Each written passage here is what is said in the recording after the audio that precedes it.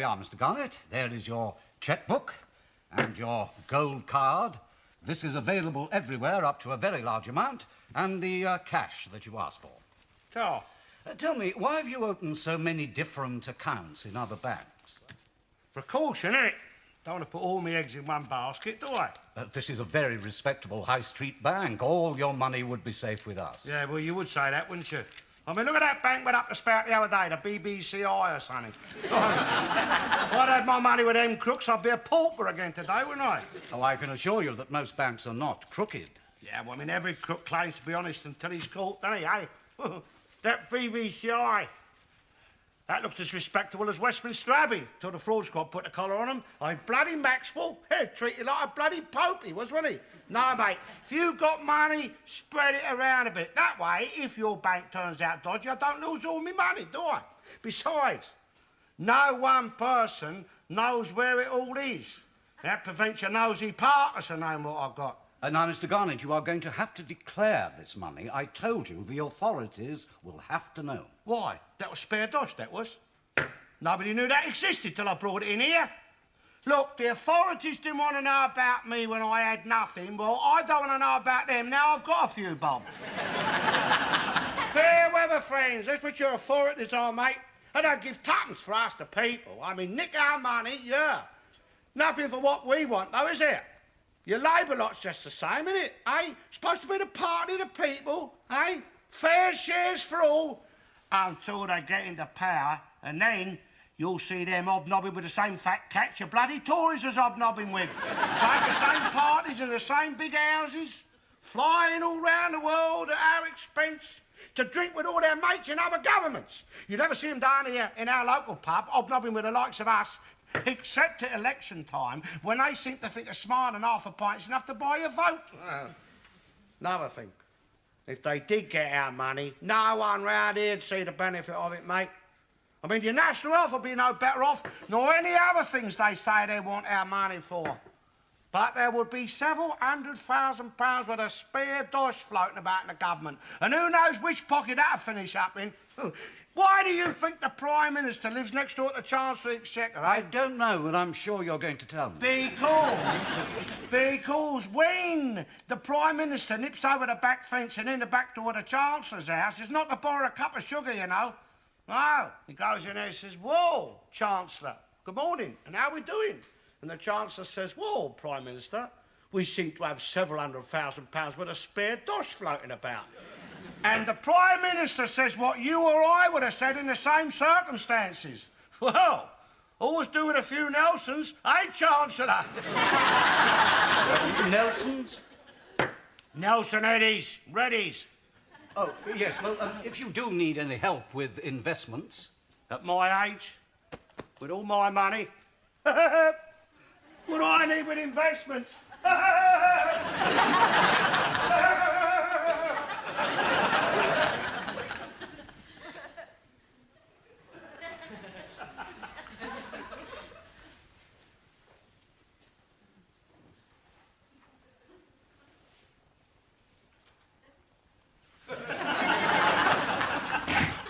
Make way for the governor. Oh, I'm sorry. Oh, never mind all that. Just make way.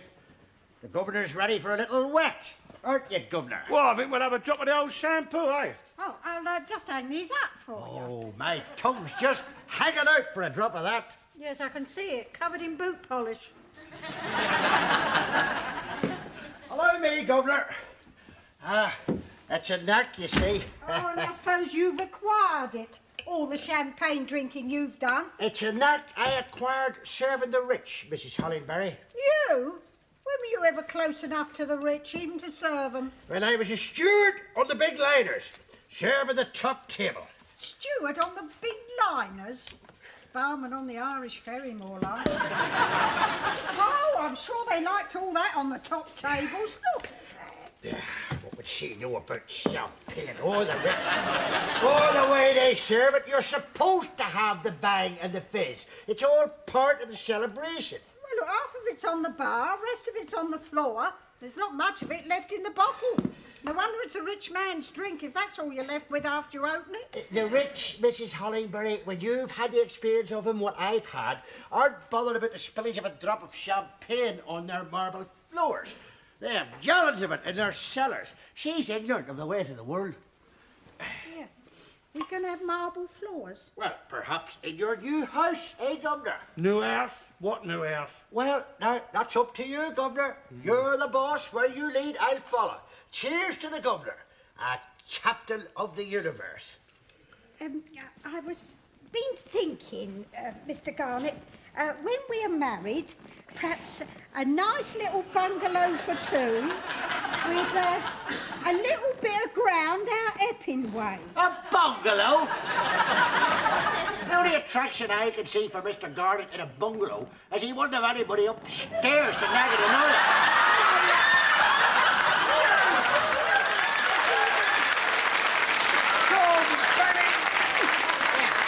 Watch your back there, Governor. Watch your back. You silly great pudding! Put that bloody chair up. Marriage? Who said anything about marriage? Well, I thought that's what we'd been planning. Well, that's what you might have been doing, my dear, but I haven't been planning no marriage. Not since you left me standing at the church, a laughing stock. Oh, well, that's all in the past now. There's a lot of things in the past, my dear, and they can stay in the past as far as I'm concerned. I was poor and living on a pension in the past, but now I'm rich. Yeah, well, money needn't change things. Don't be daft. Of course money changes things. No point in having money if it don't change things, is there? Well, it needn't come between us, that's what I mean. I wouldn't allow it to alter my feelings for you. Because, you see, I was prepared to marry you when you was poor. But you wasn't, was you? You wouldn't say obey. You wouldn't say I obey, would you? Oh, I obey. There, I've said it. In the church. You wouldn't say it in the church, would you? Well, arrange the wedding, book the church, and I'll say it. Well, I obey. I obey. But will you? Whatever you say.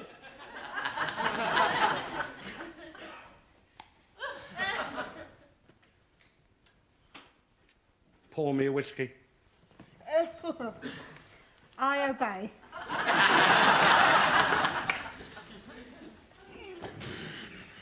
Fetch it here. Put it back on the bar. Fetch it here.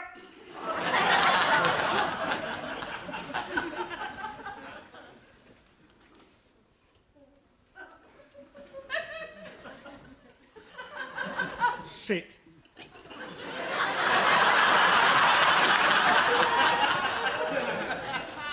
And you're saying public? Yes. In the church? Yes. Well, I don't know. I mean, it needs a lot of thinking about, doesn't it? I mean, you say money don't matter, but there's different market forces at play now, isn't it? See, when I first asked you to marry me, I was poor, and you was all I could afford then, but now, well, I'm in the market for something a bit better, something a lot younger.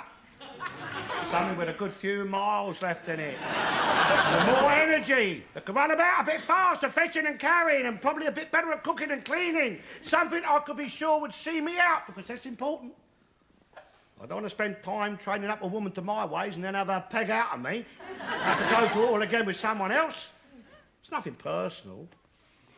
I mean, put yourself in my position. If you was the one who had the money and I was the one who was poor, would you marry me? Of course she wouldn't. Another whiskey. I'll get it yourself.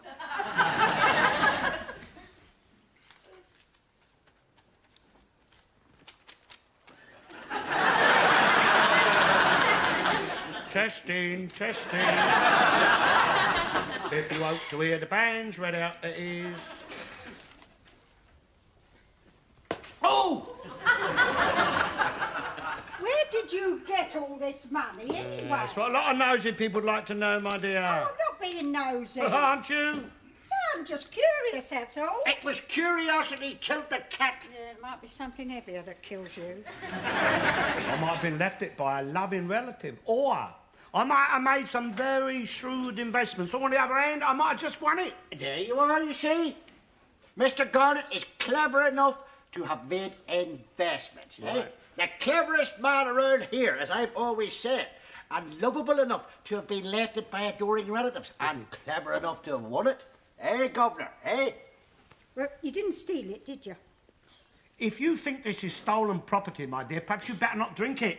Perhaps you better forget about marriage. If you think my wealth is stolen, don't you commit an mortal sin, do we? No, that's all right, Mr. Garnett. I'll take your word for it. I haven't said that I didn't steal it yet. Never mind. Never mind. Keep me in ignorance. I can always go to confession. What lives we'd lead without confession.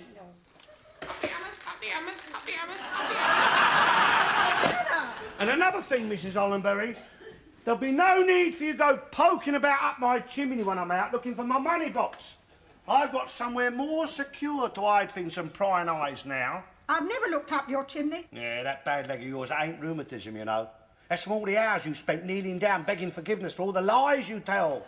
Sinner's need, that's what you're suffering from, my dear.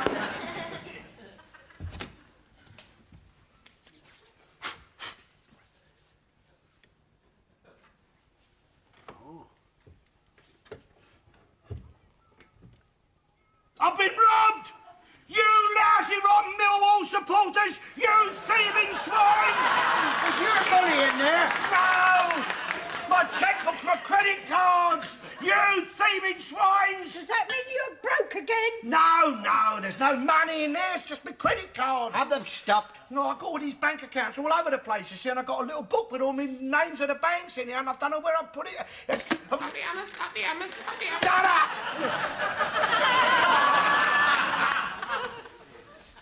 Yes, sir?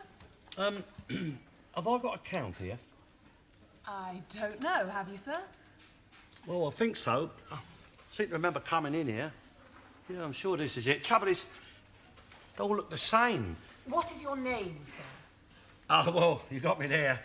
I beg your pardon, sir? No, see, I've got all these bank accounts, like, in different names, you see, all my aliases. And, let me run a few names past you. Bobby Moore. Dennis Thatcher. Harold Wilson. Neville Chamberlain. Hold on, just a minute. I ain't lost it. It slipped down the lining. It slipped down the lining of my coat. It was there all the time. What bank is this? Westminster. That's with a W, isn't it? Hold on. Yeah, hold up. Westminster. Powell? Ah, yes, Mr. Powell. Enoch, isn't it? Yeah, that's it. Enoch Powell. Have I got a count here? Yes, a very substantial one. Well, look, see, I've had my checkbook and all my credit cards nicked. No problem. I'll have them cancelled and get new ones out to you. Thank you. Oh, they're very nice to you when you've got a few quid, aren't they? Hey? Well, my real name is...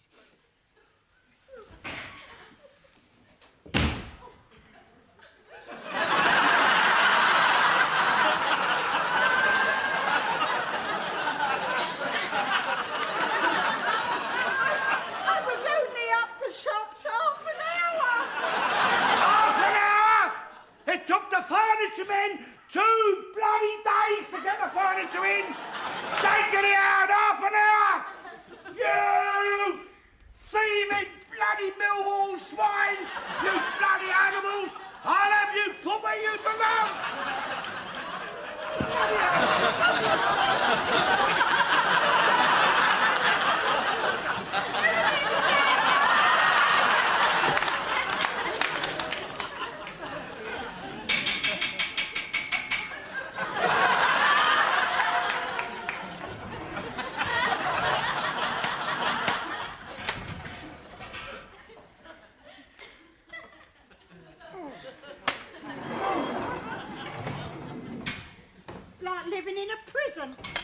Food's better now, eh? I never realised money could be such a problem.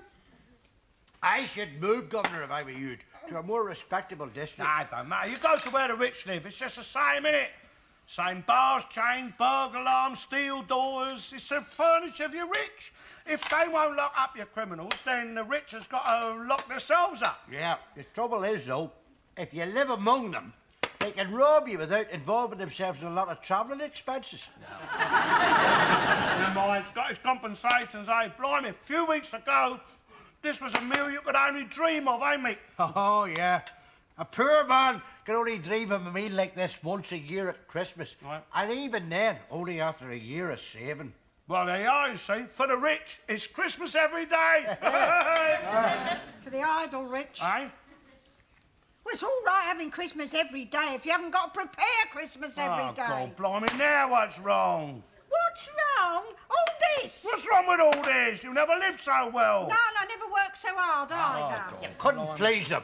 It would please me if you was to sod off home to your wife and let her have a turn cooking for you. I mean, it's all right for you sitting there eating, but since we got rich, I've done nothing else but prepare and cook huge, great meals and wash up piles of dirty dishes. I bought you a new dishwasher. Yes, and you bought me a new oven too, and I had far less to do when I had neither of them. When all I had to do was make a cheese sandwich or cook the odd bit of mince.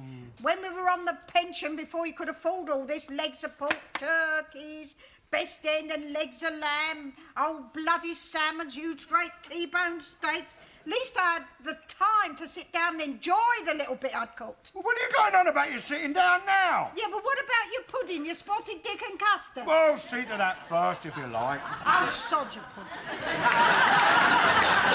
There's no pleasing them. Oh, shut up, you. Listen, I never thought I'd hear myself say it, but you are a thick mick.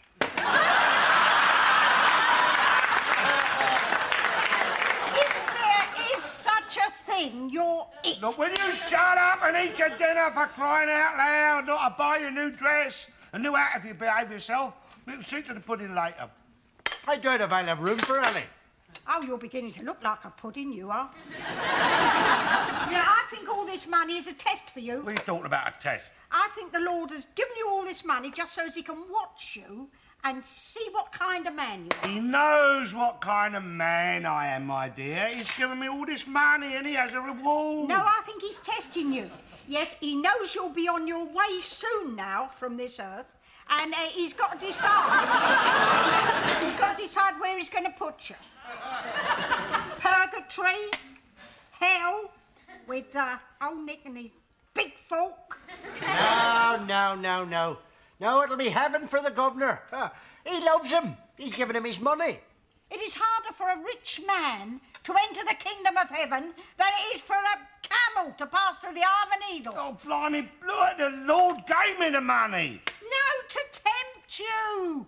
It's that serpent with the apple again. Only this time, it's you that's being tempted to eat it. No, look, rich people go to heaven. Blimey, they wouldn't go to church if they didn't have a chance of going to heaven, would they? Besides, if the rich people put more in the plate than the poor people do, innit? Look, the Queen's rich, isn't she? Well, do you think she ain't going to go to heaven? Well, I was born in Dublin, and I know a lot of the Irish got their doubts about that. What do you think? Heaven's going to be full of tramps and beggars? You think God wants them sort of people up there in heaven? Ne'er-do-wells, sleeping in cardboard boxes all over the place? He loves poor people. Well, he's made more of them, that's for sure. Look, I was poor, and he loved me, and he gave me the money as a reward.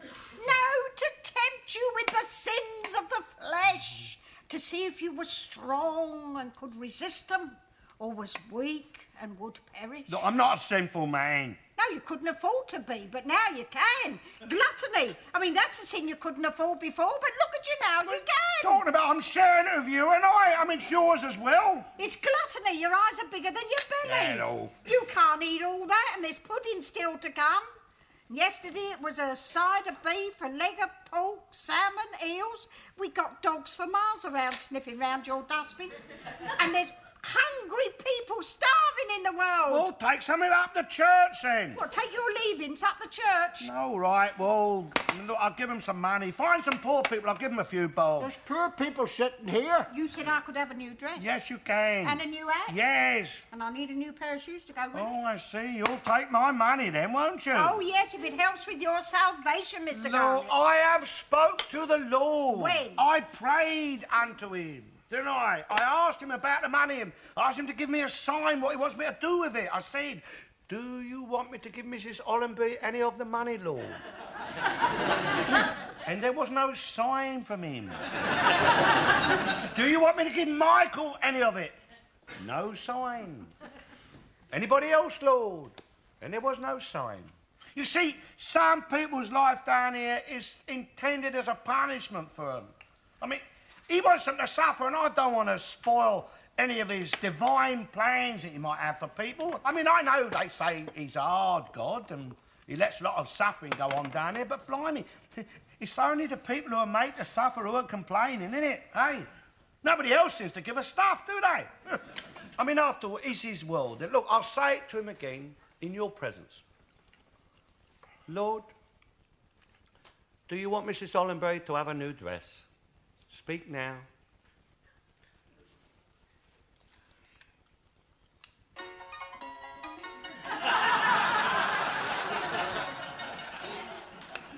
Or in a few minutes, Lord. You won't get no messages like that. You believe in the Lord, don't you? He sees all, hears all, he knows what I'm saying. Well, he don't send messages or write letters. At least not to the likes of you. Well, what do you expect him to do, phone you? how are we supposed to know what he wants then? He gave us free will. No, excuse me. He wants us to do his will. Our way. What do you mean, our way? He judges us. When we come before him on Judgment Day, he will say to you, Mr. Garnett, you did it your way. Regret. I've had a few to mention. But Lord, on this your judgment day, give me redemption. 'Cause I did it my way. Oh, for Christ's sake, shut up! Ignore him, he's a proddy. I'd be very wary if I was you, Mr. Garnett, in your position. I mean, the Lord, he'll give you just enough rope to hang yourself with. Not funny. He could be watching you, sitting there, enjoying your gluttony, and then take you, just like that, in the middle of your pudding. I don't want no pudding. Or he might let you get used to the money, enjoy your gluttony, and then allow you to outlive the money and make you spend long, miserable years on the pension, getting older and more feeble, and at the mercy of all those you scorned when you was wealthy. Oh dear, yes, I'd be very wary if I was in your position. I'm going out the pub!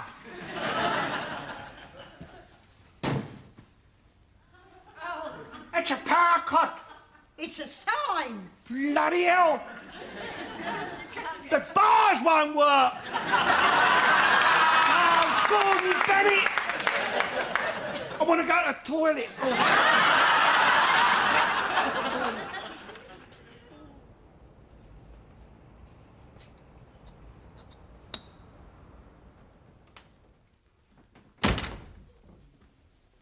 Yes? Sir Reginald Woodley? I'm his secretary. I didn't think he was in. Is he in?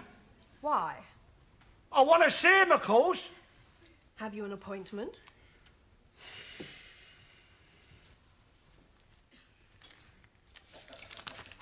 My visiting card, dear, take that into him, will you? And tell him there's plenty more where that come from. I beg your pardon. Go on, I'm not national health rubbish, you know.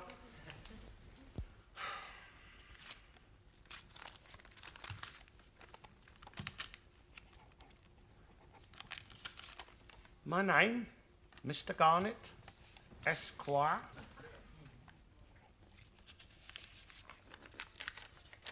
My phone number?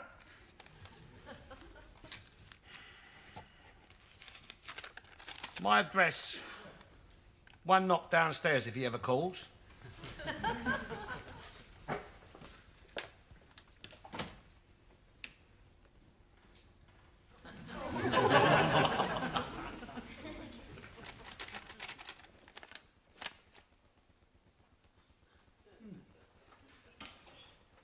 Cute. Mr. Garnett, Esquire. 54 Mandela Road. Yeah, it used to be Herbert Morrison Street. Our militants like to keep up with the times. You have winning ways, Mr. Garnett. Excuse me, is the Sir for medicine? Inherited, I'm afraid. What are you afraid of? The Labour Party will take it back if they get in? What have you come to see me about? What is your problem? Do I call you Sir or Doctor? Mister, Eh? I'm a surgeon. Look, I don't want nothing took out or cut off. Tell me what is wrong. Well, see, my problem, Mr. Woodley... Call me doctor if you feel uncomfortable. I'd sooner call you Sir. It's more like the protocol of it. Be you know? my guest. Are you inviting me home? Mr. Garnett. Will you please tell me your problem? Well, my problem's money, you see. Not a lack of it. Oh, no, I've got a lot of money, bags of it, loads of it. So what is the problem? Well, it's my age, you see. I'm, well over 70 now, and I want to know how long I've got, you see. Because I don't want to leave none of that behind me when I go, but on the other hand, I don't want to run out of it before I do go. So if you could give me a date, you know. It don't have to be the exact day, you know, a week here, a week there, be all right. I am a doctor, Mr. Garnett, not the Almighty. But you're a Harley Street doctor. Yes. I can examine you. I will examine you. But a couple of hours after my examination, you could be walking down the street and... I wish people would stop doing that. What? There, Mrs. Hollenbury done that. You know, you could be having your pudding and there, or you could be getting out of bed and boom. Who is Mrs. Hollingbury? It's a woman I live with. Ah, women, they can put years on you. Or deny you the years you should have. Yeah, you're right there. Perhaps I should, Don't give it up. No need for that. Just take it easy. Look, I don't do nothing like that. Perhaps you should. Look, it's my money I'm worried about, not my bloody sex life. To ease your worries, or to alleviate them to some extent, I think I'll book you into hospital. Eh? Don't worry, it's a very nice place. It's more like an hotel than a hospital. You'll have every comfort, and I shall arrange to have you thoroughly examined with several of my colleagues in attendance. There's no lack of, Oh, no. Come round and make yourself at home.